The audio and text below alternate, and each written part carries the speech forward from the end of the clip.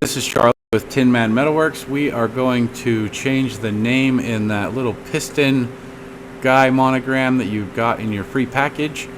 Let's navigate on over to your Tin Man Free Files giveaway folder. Go on into your monograms. We're going to grab this little guy here, double click it. It's going to open it up into Inkscape. Now this is a backing plate for this. Now I really enjoy using backing plates. They just really make your signs and your artwork pop. It changes the entire look of them. So your backing plate just goes on there when your sign's all done. You just paint it, you know, red, blue, silver, whatever. It just really makes everything look just awesome. So we're gonna put this back over here. We're not gonna do anything with that really.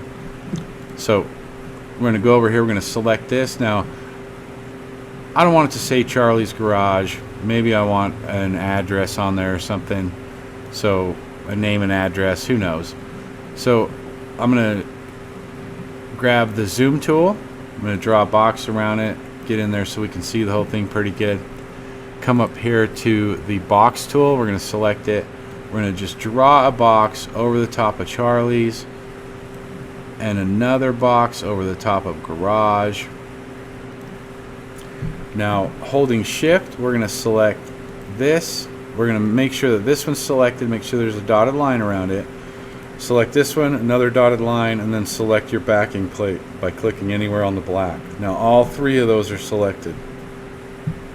We're going to go up here to Path, and we're going to select Union. Now that welds those right on there. Now we want to put a different text in there, so we're going to grab the text tool, come over here, click the screen. We're going to type in, I don't know, Mario's.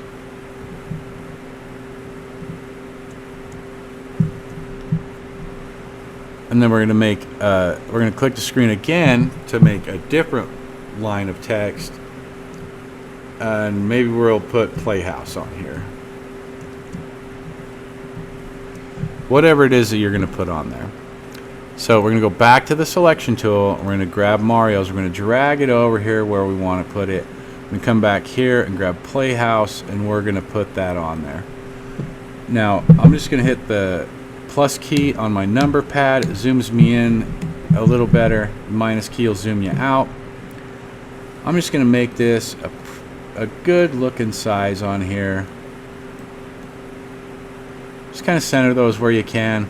Now that looks pretty good. I'm going to zoom out. I'm going to make sure my selection tool is selected.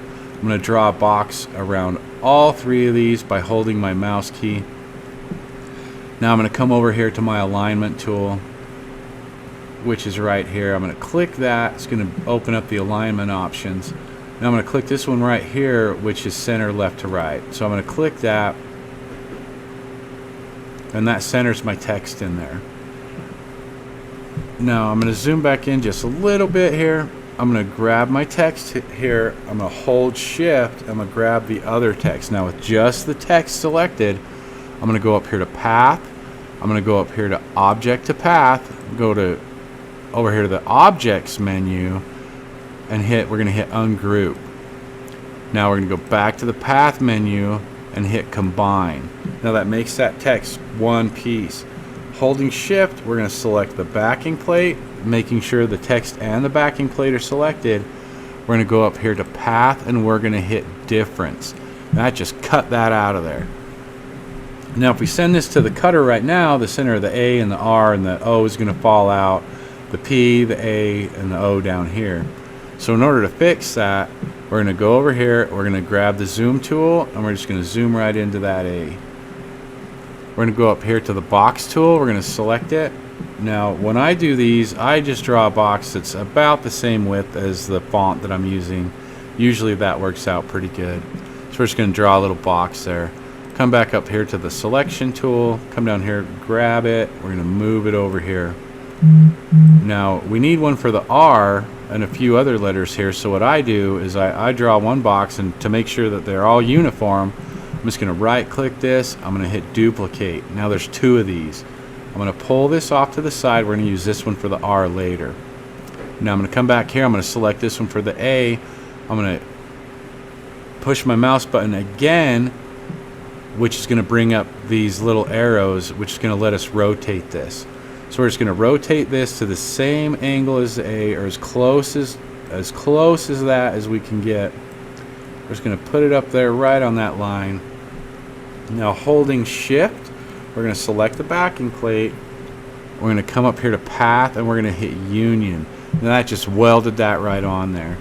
Now this added some nodes in here, which is going to make this a little jagged. So we're going to come up here to our nodes tool. We're going to select that, which is going to bring up all our nodes. Now I'm just going to take a box, and I'm going to draw a box around the nodes that are in between the two endpoints of that. We added those, so I'm just going to highlight those, and I'm going to hit delete. That just deleted them. Now if you look close, this line isn't exactly straight. It kind of went whoop like this. So I'm going to grab this arm. I'm just going to make sure that A line is nice and straight with this down here. You can do that by grabbing these arms. Grab these, you can move them all around, but we're just going to make sure it's nice and straight. Now we're going to do the same thing with the R. So we're going to grab the selection tool, come over here, grab that box. We're going to put it over here as close as we can to that. Now remember, we're going to need one for the O over here, right? So we're going to right click this, we're going to duplicate it, we're going to grab that second one, we're going to toss it over here because we're going to use that for that O. Now come back here, select this one, hold shift, select your backing plate. Now both of those are selected. Come up here to path, and we're going to go to union. And that just welded that right in there. See, you can see how it made it jagged right there because we didn't have that box exactly straight. I'm going to hit the plus key on my number pad. We're going to zoom into that. You see how that put that there? I'm going to zoom back out a little bit. Now we're going to go over here to the nodes tool. Now see, when it does that, it adds the nodes there. It put a corner there. Now if we go to our zoom tool and we zoom real close into that and we hit our nodes tool again, you can see where that put a corner on that. Now we don't want that because it's going to show in our cut. So I'm going to hit the minus key on my number pad a few times. I'm going to zoom back out to where I want to be. Now I'm going to just drag a box around this, around those nodes, and with those highlighted, I'm just going to hit delete. Now that removed those nodes and that jagged edge. Just make sure this is a nice straight line. Come back up here to your selection tool. We're going to move on to the O. We're going to do the same thing to the O. We're going to select this. We're going to come down here. We're going to put that in the center of the O.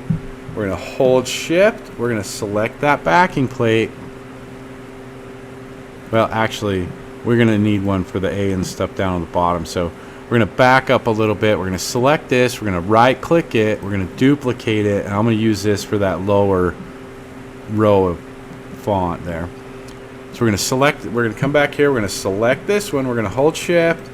We're going to select that backing plate. We're going to come up here to path, and we're going to hit union, weld that right in there. Now I'm just going to zoom out a little bit, move my mouse down here.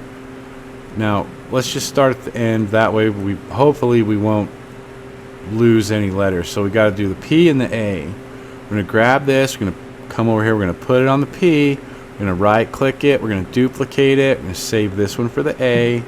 Come over here to the P, select it, get it as close as we can. Hold shift, select that backing plate, come up here to path. We're going to hit union, weld that right in there. Let's not forget to get our nodes tool out, highlight these nodes, and hit delete and get rid of them.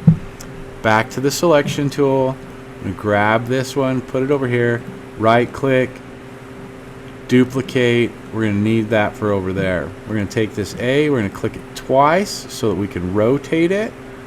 We're going to put that as close as we can to where we want it. With this selected, hold shift, hit the backing plate, come up here to path, hit union, weld that in there, go back to your nodes tool because you don't want these nodes in there making that jagged edge. You're going to select those, you're going to delete them by hitting the delete key. Go back to your selection tool, come back over here. Now we got to do one for the house. Now the O is the only thing on the house that needs done, so we're just going to put that in the center there. And with that selected, we're going to hit shift. We're going to hold shift and select that backing plate so they're both selected again. We're going to go back up here to the path menu and we're going to hit union, weld that right in there. Now that's done. We're just going to hit the minus key on our keyboard. Now that looks pretty sweet. Now if we want to resize this one is in inches, but normally it's defaults into millimeters, but you can open this menu, change it to whatever increment that you like to work in. Now with this selected, this shows that this is 11.243 inches wide by just shy of 14 inches high. Now if you wanted to resize this, we're going to have to zoom out by hitting the minus key enough that you can see both of these. Now if you're going to use that backing plate, you're going to want to select both of these when you change that size, because it's going to change both of them proportionately. So we're going to come up here, we're going to hit this lock aspect ratio button. Let's say I want to make this 24 inches wide. So I'm going to change this to 24, and that changes both of these into the same size, which is 24 inches wide by 24.22 inches high. Now you can grab this backing plate, put it right underneath that, and it's going to be the perfect size. That looks pretty good. You can send that to your cutter. That's about all there is to that. Hey, thanks for watching. Hit that like button, subscribe button, leave us some comments and suggestions, anything you want to see in the future. Appreciate it if you hit that subscribe button as well. Ring that bell.